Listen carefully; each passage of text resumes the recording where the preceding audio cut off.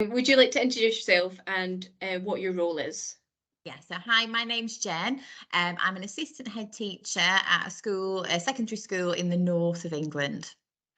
Lovely. And what apprenticeship are you completing? So the head teacher's apprenticeship. Yeah. And when did you start? How long have you been doing the program? Not long. So it started, I kind of did my application in the summer holidays, really. Started in September. I'd say like really October time it took off. So we're just at sort of early February now. So it is relatively new, although I think I'm getting the hang of things now. Great. And why is it that you chose to do the NPQH through an apprenticeship? So I've always wanted to do a higher level qualification, but it's been hard to find, like, I guess, the financial means and also the time to do it.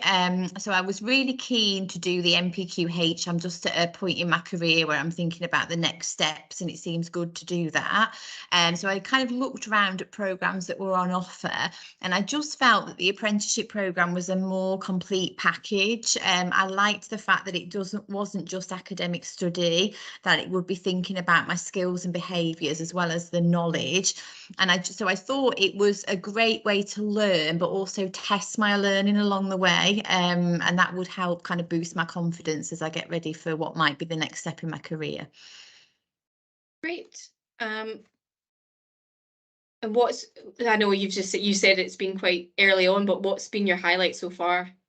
I think just connecting with other people who are in similar points in their careers all around the country. So I obviously do have people in school who I would call a support, but I've really enjoyed that. We've only had a few small group meetings so far, but I've really felt the benefit of them, and we're starting to connect more now. So speaking as colleagues outside of those sessions, we're guided by a coach, and that's great, really, because the coaching, it does guide you through the program, but it also supports like the everyday challenges that you have as a leader. So it's great to have that extra source of support from outside the school, I think.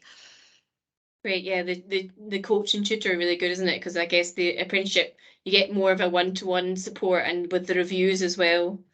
Yeah, we do have lots of one-to-one sessions. I don't mean that in a bad way. It's not a drain on my time. I tend to do mine quite early in the morning, so it kind of fits into the school day.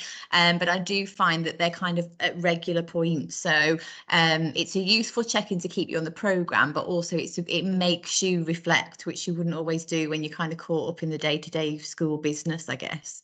Yeah. And can I ask how long you've been teaching for? Or how long Yes, you've been, quite a if you don't long mind me time, I asking? think. No, I think it's about 18 years, so it's quite a Yeah. long time. I've been a senior leader for 10 years now. I've had a baby in that time, come back from maternity leave, and she's 3 now. So I was at the point where I was starting to think about like feeling ready to take the next stage in my career, which is definitely kind of what prompted me to actively look for a program in the first place, I think. Yeah, great. And have you done any of the NPQs and stuff and things in the past as well? How Yeah, I would have. you kind of compare, doing the standalone NPQ to doing the apprenticeship NPQ? Yes, I think I am finding this a lot more rewarding. Interestingly, I would say there's more content that's online this time, but I've actually found that better because I can like dip in and out of it at times when I have time in my day rather than having to commit to like a regular face-to-face meeting. I think I've probably been matched with more like-minded colleagues this time as well, so I found that useful. And it just seems to be something that trickles on all the time rather than being like bursts of activity, which sometimes face-to-face days, if it's just that, I think can lend itself to. Yeah, great. Again,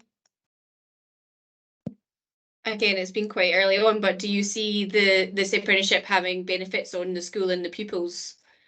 Yeah, I mean, I think definitely long term, because it will have enabled me to develop my strengths, but then also develop like experience in areas that I haven't had experience of before. So I guess I'm feeling like it's making me a better rounded leader. I already feel like more confident, I think, in the actions that I'm taking in school. I think I am quite reflective, but it's like because your reflection progression is supported by learning, you have things to like try out.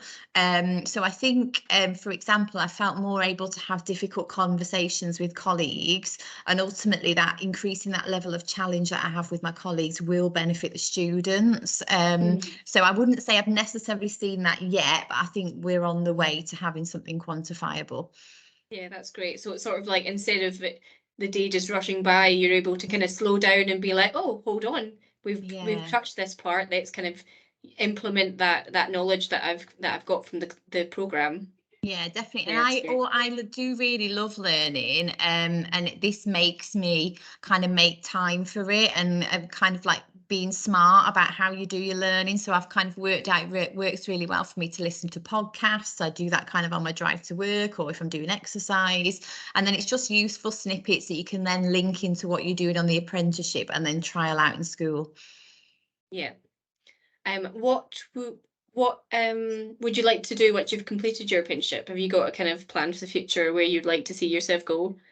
Yeah, so I think I would like to be a head teacher one day. I think I was a bit more unsure about that, if I'm honest, when I started the apprenticeship, but it seems like a more achievable goal. I'm just at assistant head level at the moment, so I probably would be looking to take the next step as a deputy first. But yeah, it's made me appreciate more like what being a head teacher involves. It's also kind of somewhat reassured that you don't have to know absolutely everything, but you need to just get a sense that you're kind of ready to learn, and having a flavour of what the job might involve has made me feel more confident about taking that next step, I think.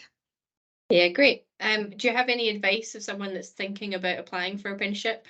Yeah, I mean, I think essentially you need to give it a try yourself. I think sometimes it can be worrying that it is a commitment, but just to be reassured that it is flexible, it can work around you. My coach is like a working mum herself, so she's completely understanding of toddlers in the background and things like that, and she's been very flexible when she meets me.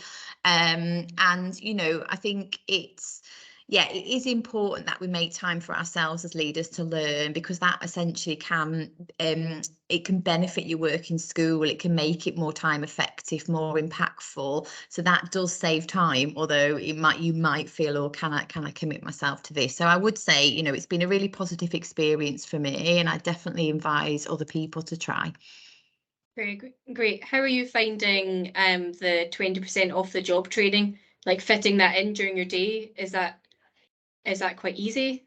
Yeah, I haven't found it particularly demanding. I think we get lots of advice and support about how to mold that around like our everyday school business. Obviously I am spending some of my own time doing learning, but I'm enjoying that. And I think that's the key, really. And it's like I said, if you feel like it's benefiting you and learning from it, and then making you work more savvy when you get to school, that's motivating to keep going with it, really. Yeah, great. And then there's just one last question. So the theme of National Apprenticeship Week is skills for life. So is there one skill that you think you have learned, or you're looking to learn, that is going to set you up, sort of thing, from the apprenticeship?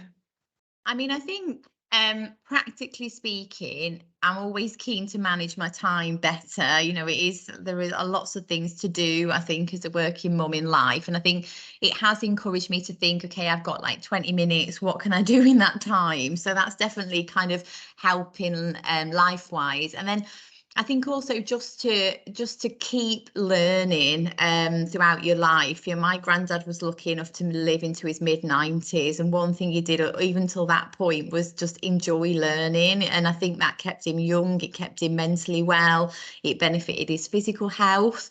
So I think that's, we kind of, when we're in school as school leaders, we're talking all the time about learning, but sometimes we can forget about our own learning. And so it would be to keep investing in my own education, and definitely take that forward into further life. Amazing. Is there anything else that you kind of want to share, or anything we haven't touched on? I think that's it, really. Yeah. Thank you. No, That's really yeah. good. Thank you so much for chatting to me today. Yeah, I think it's going to be Pleasure. really helpful for anybody else that's looking to, or thinking about doing it but not really sure about the apprenticeship route. So Yeah, sure. yeah. I hope so. Thanks, Rebecca.